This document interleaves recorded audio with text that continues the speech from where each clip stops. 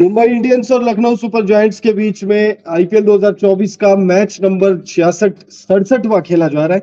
और इस मुकाबले में पहले बल्लेबाजी करते हुए लखनऊ सुपर जायंट्स ने 200 का आंकड़ा पार कर लिया है। 214 रन 6 विकेट के नुकसान पर मुंबई इंडियंस ने लगा दिए। मुंबई इंडियंस के लिए तीन बल्लेबाजों की तरफ से एक्सेप्शनल प्रदर्शन हमने देखा।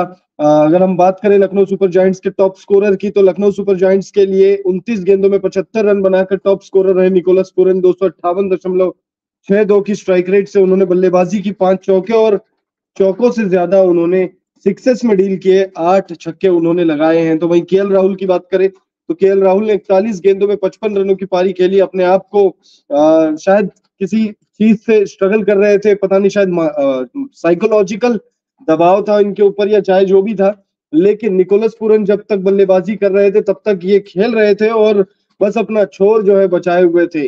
बीच बीच में चौके छक्के जरूर लगा रहे थे, 3 चौके 3 छक्के इन्होंने लगाए, लेकिन 41 गेंदों में 55 रनों की पारी खेली। बहुत स्लो पारी आप कह सकते हो। 134.15 की स्ट्राइक रेट से उन्होंने बल्लेबाजी की। तो वहीं जब प्लेटफॉर्म सेट हो चुका था निकोलस पूरन और केएल राहुल द्वारा, इन दोनों की पार्टनरशिप में जब एक अच्छा स्कोर बिल्ड हो चुका था, तब आयुष बदोनी जब आते हैं तो 10 गेंदों में 22 नाबाद बनाकर जाते हैं। 220 की स्ट्राइक रेट से बल्लेबाजी की, 1 चौका और 2 सिक्स आयुष बदोनी के बल्ले से हमने देखा है। तो वहीं कृणाल पांड्या ने भी फिनिशिंग टच दी है। 7 गेंदों में 12 रन नाबाद लौटे, 1 चौका और 1 सिक्स। 171.43 की strike rate. Lucknow super giants के लिए दो बल्लेबाज जो है वो गोल्डन डक का सामना करते हैं। और अगर हम बात करें गेंदबाजों की, मुंबई इंडियंस की तरफ से नुवान तुषारा ने जबरदस्त गेंदबाजी की और आप देखेंगे कि पीयूष चावला ने भी बहुत अच्छी गेंदबाजी की। दोनों ने ही 3-3 विकेट जो है वो निकाले। तो मुंबई इंडियंस और लखनऊ सुपर जायंट्स के बीच में मैच नंबर 67 खेला जा रहा है और इस मुकाबले में पहले बल्लेबाजी करते हुए मुंबई इंडियंस ने टॉस जीता था और लखनऊ को पहले बल्लेबाजी करने के लिए कहा। लखनऊ सुपर जायंट्स ने पहले बल्लेबाजी करते हुए 214 रन लगा दिए 6 विकेट के नुकसान पर। 20 ओवर का उनका जो कोटा रहता है, उस कोटे में 214 रन लगा दिए हैं 6 विकेट के नुकसान पर। मार्कस स्टोइनिस की बात करें तो मार्कस स्टोइनिस ने 22 गेंदों की पारी खेली है, जिसमें उन्होंने लगाए 28 रन 127 की स्ट्राइक रेट से और 5 चौके उन्होंने लगाए हैं। दीपक हुड्डा की बात करें तो भाई दीपक हुड्डा और अरशद खान, ये दो बल्लेबाज ऐसे रहे लखनऊ सुपर जायंट्स के लिए जो बहुत ज्यादा निराश उन्होंने किया है। दीपक हुड्डा ने 9 गेंदों में 11 रन। वहीं अगर हम बात करें तो गोल्डन डक वाले बल्लेबाजों की, तो भाई देवदत्त पाडिक्कल आज ओपन कर रहे थे, सुनहरा मौका था। क्विंटन डिकॉक नहीं खेल रहे हैं और क्विंटन डिकॉक की जगह पर देवदत्त पाडिक्कल को प्लेइंग 11 में न सिर्फ शामिल किया, बीच में कुछ मुकाबलों से वो प्लेइंग 11 से बाहर हो गए थे। देवदत्त पाडिक्कल आज ओपनिंग कर रहे थे और ओपनिंग करते हुए पहली ही गेंद पर चलता हो गए, गोल्डन डक का सामना किया। और फिर उसके बाद जब निकोलस पूरन आउट हुए तो निकोलस पूरन के आउट होने के बाद अरशद खान अगली ही गेंद पर आउट हो गए, यानी अरशद खान भी गोल्डन डक का सामना उन्होंने किया। पिछले मैच में केएल राहुल की टीम यानी लखनऊ सुपर जायंट्स के लिए मैच बनाने का काम किया था अरशद खान ने। मैच लगभग जिता दिया था लखनऊ सुपर जायंट्स को, लेकिन उसके बाद अरशद खान चमके थे, बावजूद उसके कि टीम हार गई थी, लेकिन नाबाद लौटे थे और शानदार बल्लेबाजी की थी। लेकिन आज जो है यानी उसके अगले ही मुकाबले में अरशद खान का बल्ला खामोश रहा, एक भी गेंद मतलब बॉल जो है कनेक्ट नहीं हुई और आउट हो गए। और अरशद खान को कैच आउट कराया नुवान तुषारा ने, निकोलस पूरन को भी नुवान तुषारा ने ही चलता किया, तो वहीं देवदत्त पाडिक्कल को भी नुवान तुषारा ने ही आउट किया है। 6 विकेट जो गिरे हैं वो 6 के 6 विकेट दो ही गेंदबाजों ने विकेट गिराए हैं। पीयूष चावला ने 3 विकेट निकाले, केएल राहुल को पीयूष चावला ने चलता किया, मार्कस स्टोइनिस को पीयूष चावला ने चलता किया और दीपक हुड्डा को पीयूष चावला ने चलता किया है। तो जबरदस्त आप कह सकते हो दोनों गेंदबाजों की तरफ से प्रदर्शन रहा। इस मुकाबले में अर्जुन तेंदुलकर ने गेंदबाजी की, उनको प्लेइंग 11 में शामिल किया। पहला मुकाबला था जिसमें अर्जुन तेंदुलकर खेल रहे थे, सीजन का पहला मुकाबला। आप कह सकते हो कि आईपीएल 2024 का डेब्यू मुकाबला था उनका, आईपीएल 2024 का डेब्यू मुकाबला था। आईपीएल में वो डेब्यू कर चुके हैं। पिछले साल उन्हें रेगुलरली मौके मिले थे, लेकिन पिछले साल भी उन्होंने कुछ खास प्रदर्शन नहीं किया था। मुकाबले की बात करें तो ये मुकाबला वानखेड़े स्टेडियम में यानी मुंबई के घर में खेला जा रहा है और बहुत बड़ा स्कोर नहीं है मुंबई के पॉइंट ऑफ व्यू से अगर आप देखोगे, क्योंकि दूसरी पारी में ओस गिरेगी। ओस जब गिरेगी तो भाई गेंदबाजों को बहुत दिक्कत होने वाली है लखनऊ सुपर जायंट्स के। लेकिन मुंबई इंडियंस के जो बल्लेबाज हैं वो किस तरीके से बल्लेबाजी करेंगे ये देखने वाली बात होगी। आज के मुकाबले में जसप्रीत बुमराह को आराम दिया गया। जसप्रीत बुमराह आज के मुकाबले में नहीं खेल रहे थे। जसप्रीत बुमराह को T20 वर्ल्ड कप के मद्देनजर आराम दिया गया है। और मुंबई इंडियंस वैसे भी इस मुकाबले में कुछ था नहीं मुंबई इंडियंस के लिए। ऐसा भी नहीं था कि मुंबई इंडियंस अगर इस मुकाबले को जीतेगी तो कोई बहुत बड़ी बात हो जाएगी। तो मुंबई इंडियंस के लिए इस मुकाबले में वैसे भी कुछ नहीं था।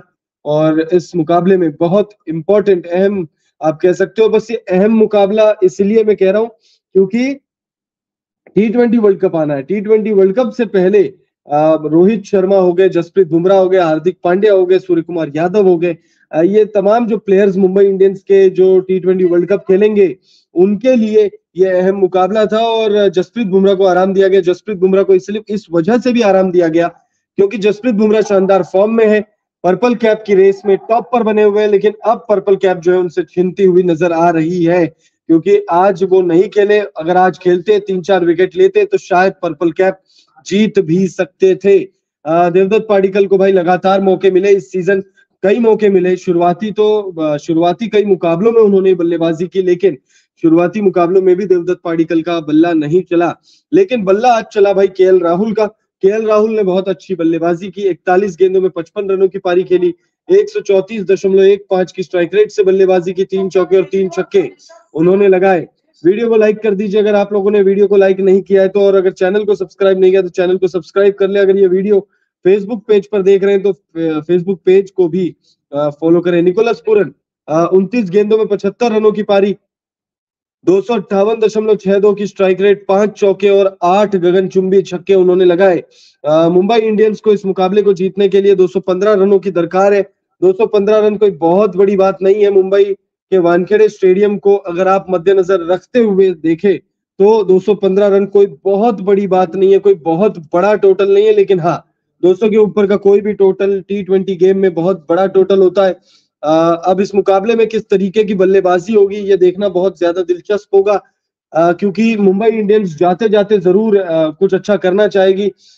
यादें आप कह सकते हो कि यादें। और सबसे बड़ी बात यह है कि भाई ऐसा कहा जा रहा है कि भाई रोहित शर्मा मुंबई इंडियंस की जर्सी में आखिरी मुकाबला खेलेंगे। अगले सीजन हो सकता है मुंबई इंडियंस का साथ छोड़ दे रोहित शर्मा क्योंकि मेगा ऑक्शन होने, और हो सकता है कि रोहित शर्मा अपने आप को रिलीज करवा ले मुंबई इंडियंस से। बहुत सारे रूमर्स हैं, बहुत सारी बातें हो रही है रोहित शर्मा को लेकर। तो भाई मुंबई इंडियंस के लिए तो बहुत ही इंपॉर्टेंट ये मैच है क्योंकि रोहित शर्मा, कैप्टन रोहित शर्मा, हालांकि आप कैप्टन नहीं है लेकिन मुंबई इंडियंस के लिए तो हमेशा रोहित शर्मा ही होंगे उनके सबसे बेहतरीन कप्तान, जिन्होंने न सिर्फ 5 IPL खिताब जीता है बल्कि चैंपियंस ट्रॉफी भी जिताई है। तो रोहित शर्मा की कप्तानी में मुंबई इंडियंस काफी ज्यादा सफल रही है। और इस सीजन की शुरुआत से पहले हार्दिक पांड्या को कप्तान बना दिया गया था। और इस सीजन जिस चीज की उम्मीद मुंबई इंडियंस को नहीं थी वही हुई है भाई। मुंबई इंडियंस ने सोचा कि भाई हार्दिक पांड्या ने गुजरात को इतनी सफलता दिलाई है तो हो सकता है मुंबई इंडियंस की जीत, जो ट्रॉफी का सूखा है उस सूखे को खत्म करेंगे। 2-3 साल हो चुके थे, 3-4 साल हो चुके थे मुंबई इंडियंस को ट्रॉफी जीते हुए। 21 में लास्ट ट्रॉफी जीता था, तो 20 में ट्रॉफी लास्ट जीता था।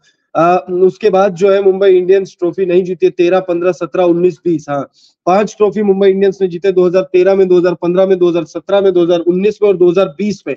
यानी 19-20 में बैक टू बैक जीता। और उसके बाद 4, ये चौथा साल है जब मुंबई इंडियंस ने ट्रॉफी नहीं जीती है। और उम्मीद तो यही थी कि भाई हार्दिक पांड्या ने जो गुजरात को 2 सीजन में, यानी शुरुआती 2 सीजन में ही ना सिर्फ चैंपियन बनाया बल्कि बैक टू बैक फाइनल मुकाबले तक पहुंचाया दोनों सीजन, और पॉइंट्स टेबल में लीडर पर यानी शिखर पर रखते हुए चैंपियन बनाया। लेकिन उन उम्मीदों पर खरा नहीं उतरे हार्दिक पांड्या। हो सकता है फैंस की बददुआ लग गई, आप कह सकते हो एक तरीके से, क्योंकि फैंस बिल्कुल भी खुश नहीं है। मुंबई इंडियंस अभी भी नाराज है। फैंस अभी भी बहुत ज्यादा नाराज है। और यकीन मानिए मुंबई इंडियंस से रोहित शर्मा छोड़ेंगे तो फैन फॉलोइंग आधे से ज्यादा हो जाएगी। अगर सही तरीके से अगर मुंबई इंडियंस उन्हें निकालती तो बात अलग थी, लेकिन बहुत तरीका गलत था। या फिर पहले अगर क्लियर कर देते कि भाई ये एक सीजन है जो रोहित शर्मा आखिरी सीजन खेलेंगे, उसके बाद हार्दिक पांड्या को ग्रूम करके, हालांकि ग्रूमिंग की जरूरत नहीं है हार्दिक पांड्या को, लेकिन ग्रूम करके फिर उनके हाथों में बैटन जो है वो पास करेंगे ऐसा ही होता है भाई, एक सीनियर खिलाड़ी जब जाता है तो वो अपने पीछे एक जूनियर खिलाड़ी को तैयार करके जाता है, लेकिन मुंबई इंडियंस ने भाई रातों रात फैसला किया और अचानक से कप्तान जो है वो बदल दिया गया, और ये फैसला मुंबई इंडियंस का किसी को रास नहीं आया। और मुंबई इंडियंस इस सीजन बेहद खराब प्रदर्शन, बेहद शर्मनाक प्रदर्शन। हालांकि लखनऊ सुपर जायंट्स के खिलाफ आखिरी मुकाबला लीग स्टेज का खेल रही है।